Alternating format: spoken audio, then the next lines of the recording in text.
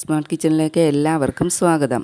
ഇന്നത്തെ recipe restaurant സ്റ്റൈലിൽ വെക്കുന്ന കടലക്കറിയാണ്. ഇതെങ്ങനെയാണെന്ന് നമുക്ക് നോക്കിയാലോ.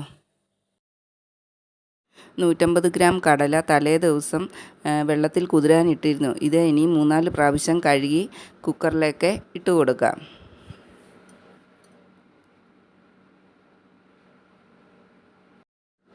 കൂട്ടത്തിൽ സവാളയും 2 പച്ചമുളകും കൂടെ ചേർത്ത് കൊടുക്കുന്നുണ്ട്. ചെറിയ സവാള ആയതുകൊണ്ട് ഞാൻ 2 എണ്ണമാണ് അരിഞ്ഞ് ചേർത്തിരിക്കുന്നത്. മീഡിയം സൈസിലാണെങ്കിൽ ഒരെണ്ണത്തിൻ്റെ ആവശ്യമേ ഉള്ളൂ. 2 പച്ചമുളകും കൂടി ചേർത്ത് കൊടുത്തിട്ടുണ്ട്. പിന്നെ അതിലേക്ക് 1/4 ടീസ്പൂൺ മഞ്ഞൾപ്പൊടിയും ആവശ്യത്തിനുള്ള ഉപ്പും കൂടി ചേർത്ത് നികക്ക വെള്ളം ഒഴിച്ച് കുക്കർ അടച്ച് നമുക്ക് വേകാനായിട്ട് വെക്കാം.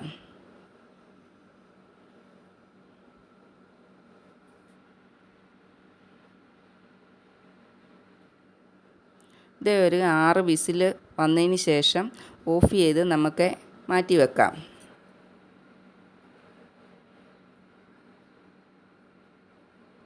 ഒരു പാൻ സ്റ്റൗവിൽ വെച്ച് ചൂടാകുമ്പോൾ അതിലേക്ക് 3 ടീസ്പൂൺ വെളിച്ചെണ്ണ ചേർത്ത് കൊടുക്കാം.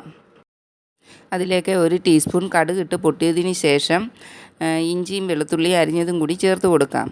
1 ഇഞ്ച് നീളമുള്ള ഇഞ്ചി ചെറുതായിട്ട് നീളത്തിൽ അരിഞ്ഞതും 5-8 കഷ്ണം വെളുത്തുള്ളി അരിഞ്ഞതും കൂടാണ് ചേർത്ത് കൊടുത്തിരിക്കുന്നത്.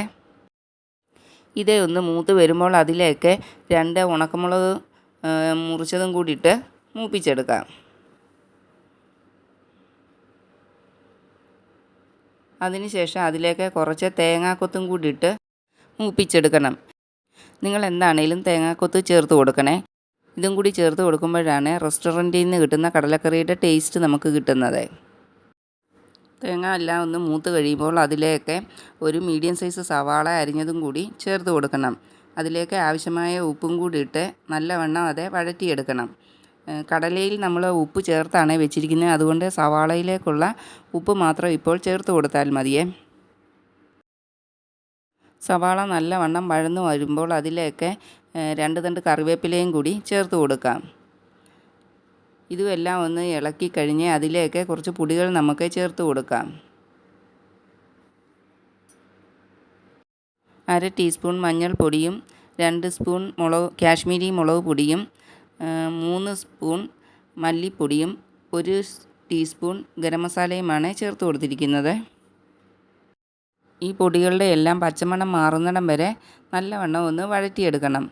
അടിയിൽ കരിഞ്ഞു പിടിക്കാതെ മീഡിയം ഫ്ലെയിമിലിട്ട് വേണം നമ്മൾ വഴറ്റിയെടുക്കാൻ. ഇപ്പോൾ എല്ലാം നല്ല രീതിയിൽ വഴന്ന് വന്നിട്ടുണ്ട്. ഇനി ഇതിലേക്ക് നമുക്ക് വേവിച്ച് വെച്ചിരിക്കുന്ന കടല ചേർത്ത് കൊടുക്കാം. കടല ആവശ്യമായ രീതിയിൽ വെന്ത് വന്നിട്ടുണ്ട്. ഞെക്കി നോക്കുമ്പോൾ ഈ രീതിയിൽ പൊട്ടി വരണം. വേവിച്ച് വെച്ചിരിക്കുന്ന കടല നമുക്ക് വഴറ്റിയ കൂട്ടിലേക്ക് ചേർത്ത് കൊടുക്കാം.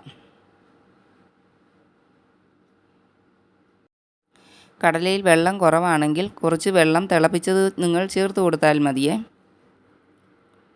ഇനി ഇതെല്ലാം കൂടി നല്ലവണ്ണം ഒന്ന് ഇളക്കി തിളച്ച് കുറുകി വരാനായിട്ട് വെയിറ്റ് ചെയ്യാം.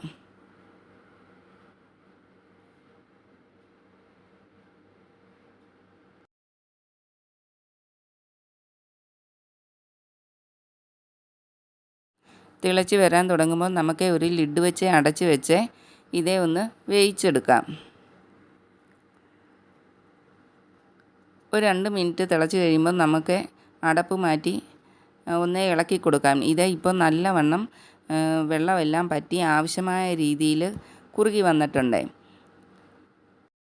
ഈ സമയത്ത് ഉപ്പ് നോക്കിയിട്ട് കുറവാണെങ്കിൽ ചേർത്ത് കൊടുക്കണം.